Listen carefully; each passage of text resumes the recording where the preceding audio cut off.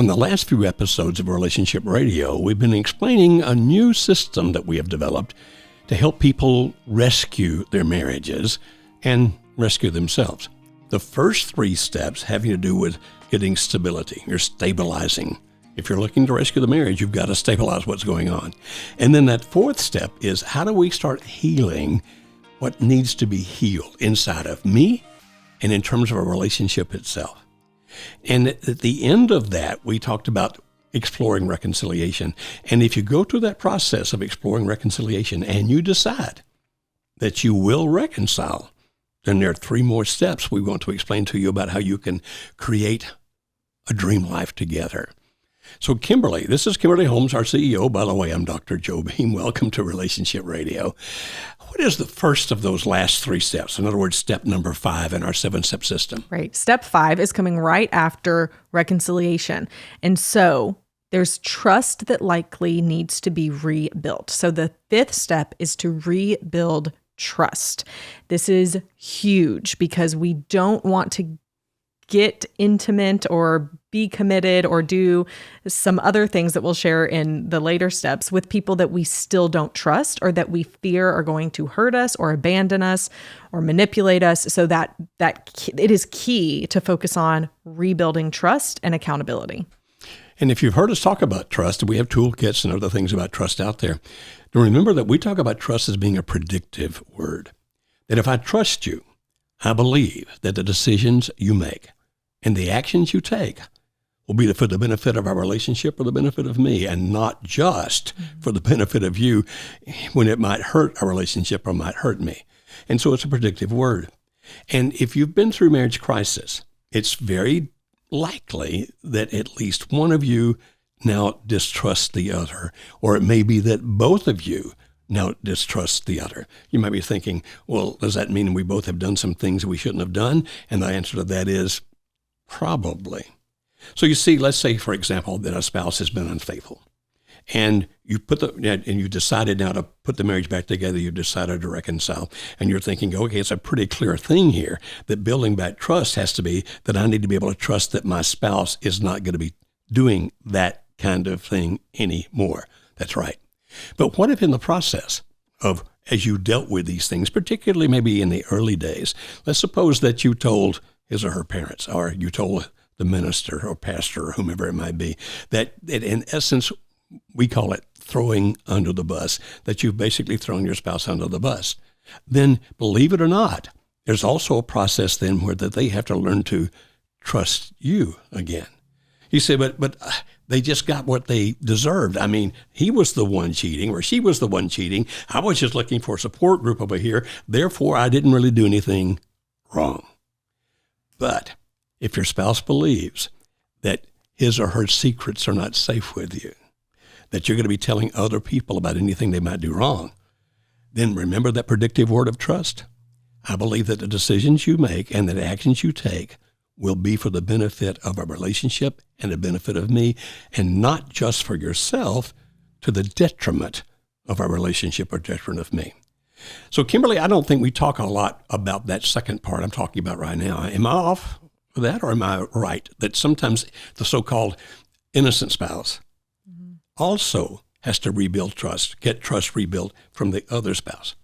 Yeah, absolutely. Because even when I think an affair is an easy example because it's clear where the big trust was broken.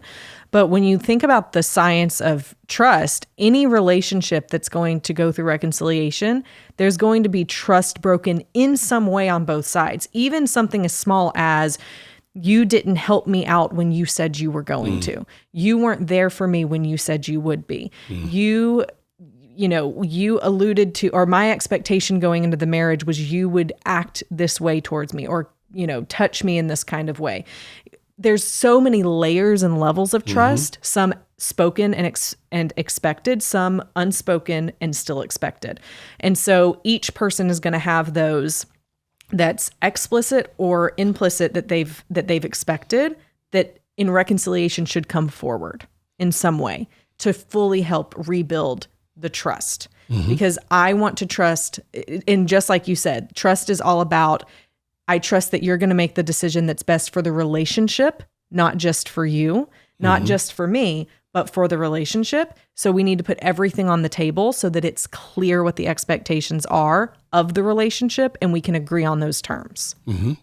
And since you brought it up, it makes a lot of sense. There are different layers to it, and there are different aspects. So, for example, I may still distrust you when it comes to that you may cheat on me, but may trust you completely with the lives of our children. Mm-hmm. And so the fact that you distrust in one area does not necessarily mean you distrust in every area. Or that I trust that you're trying to put the relationship back together, but until you have had some tests, I don't trust having sex with you for fear that I may wind up getting something I don't want to get, that kind of thing. We call the process of building trust back calculative trust. So let's try to look at it from both sides. Now, let's say that one of them has gambled away a lot of money. Okay. And the other one finds out, well, we got $50,000 in debt I didn't know we had, and therefore, how am I going to trust you? What are some of the things that could happen to calculatively, in other words, what can we calculate? What can we design? What can we develop that can get me to where I trust you with the money? So just trying to freeform on that for a second. Yeah. So working together to create an accountability system. So of course, shared bank accounts, maybe limited spending on cards in the person with the gambling problem's name, right? So do the things that help put the brakes, like a governor on a car, that can help with just the behavior of it. But the other thing, there's the behavior aspect that you can limit by controls. But then there's also a heart change, so to say, that needs to happen in the person who has the behavior that they're struggling with. So then that person, if they're struggling with gambling, going to get help with that type of thing, finding something to help their internal need or drive for that behavior to decrease as well. So there's multiple parts that play into this. Good, very good. And so designing a plan in a situation like that might be, we're going to make a plan where we know where all the money goes. Therefore, you can't be gambling it off some secret way. But also in our plan, we need to get you some help with that addiction. Yep. Okay. And so calculative trust can be very complicated, hopefully not too complicated, but layered. That's the word I'm looking for. It's layered. And if it's going to work, then there have to be consequences, both good and bad.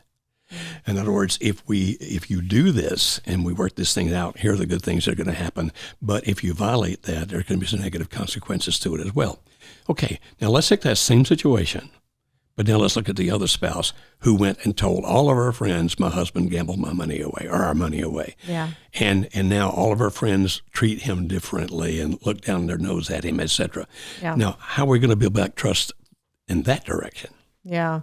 Well, part of it's going to be asking the offended spouse in that party, so the gambler, what would it look like for me to rebuild trust in that area? It's probably going to be, to some extent, going back and apologize. It's possible. Apologizing for sharing that, but maybe more than apologizing, saying, this is where we stand. We're rebuilding our marriage. That is something that is forgiven and moved on from. And I ask that you don't hold that against my spouse or share it with anyone else, right? So there could be an aspect of that to it. That's good. What else? It could also be that because of the fact that I shared a lot of information through my texts, then maybe you can, for the next 60 days, 120 days, whatever, you can look at any text I send so you can know I'm not throwing you under the bus by the text that I send. Yeah, because that's the bottom line. I mean, it's the bottom line of what is it about the action that broke the trust. And in that situation, it's likely, I don't trust for you to keep our secrets private, or the things that are supposed to be just for us private. So then that's what you're dealing with. When you can get to the core of what you're dealing with, that the distrust or mistrust came from, then that's what you tackle. And so sometimes people have said, well, I've seen this in couples I've worked with, in a situation like we're describing, it might be that the husband would say, well, if you're going to know where every penny goes, then that means you don't trust me. And my response would be, that's correct, she doesn't. But she wants to. Yeah. And that's why the calculative trust process is being built. so she can trust you again. So Yeah. you're right. The calculative trust proves that at this point she doesn't trust you. Yeah. But she's trying her best to trust you, and the other direction back. Right. And like many things, it won't be done perfectly. Mm-hmm. There are going to be times when you're going to have to figure out how to modify it, those kinds of things. And sometimes you need some wise people to help you design the calculative trust, because there are occasions when a person will design the calculative trust in such a way is to actually not try to rebuild trust, but to try to actually control Right. the other person. And when you try to control the other person, that always winds up badly. Right. The other reason this is important is because typically when people don't have marriage helper and they try to reconcile, it typically goes something like, okay, you had that affair or you gambled that money away, but if you do it again, that's it, you're out. Like that's what's put in for rebuilding trust. Don't do it again. So you're not really fleshing out the issues and the core needs and developing a plan and proactively rebuilding the trust aspect of it. Exactly. So instead, you're just watching for the other person to fail instead of actively working for both of you to trust each other again. So that's the key of why this is so important and needs to happen. Yeah, and in our membership, there's a toolkit Yeah. that people can actually use that'll guide them through exactly how to design and develop that. Right. Not by telling you what to do, but by asking you the questions Right. that will lead you to design that. Right. Because you want to have trust. Mm-hmm. And during the calculative trust period, it may be that things are required that you couldn't live with for the rest of your life. Like I can't feel that you've got to be looking at every text message I ever send until I die, because then I don't feel trusted. And so this calculative trust process lasts long enough, however long that needs to be, to redevelop the trust. But then some of those things will be relaxed because trust does exist again. Right. And if you offer to do those things, it doesn't feel burdensome. Now, after I left Alice all those years ago, divorced her, and 3 years later we remarried, then Alice had a lot of things that she needed me to do so she could rebuild trust. And I happily did them because I wanted her to trust me again. But now we don't even think about it and haven't for years and years and years and years, right? Right. So rebuilding trust is crucial, because if you don't, you're never going to be able to do this next step. No. Which is to reignite intimacy and passion. Or in some cases, maybe to originally ignite intimacy and Ignite passion for the first time. based on what your marriage has been through. So in this step, and again, we said it, but just to clarify, the reason that trust comes before it is because it's difficult to want to become intimate or passionate with someone you don't trust. So now that we trust them, we really have this freedom to focus on how do we become best friends again, which is what intimacy is, which, by the way, will also continue to help trust to build.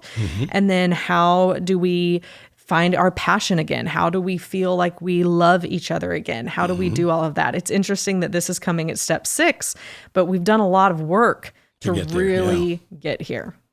Absolutely. And so that's what we're talking about on our next episode of Relationship Radio.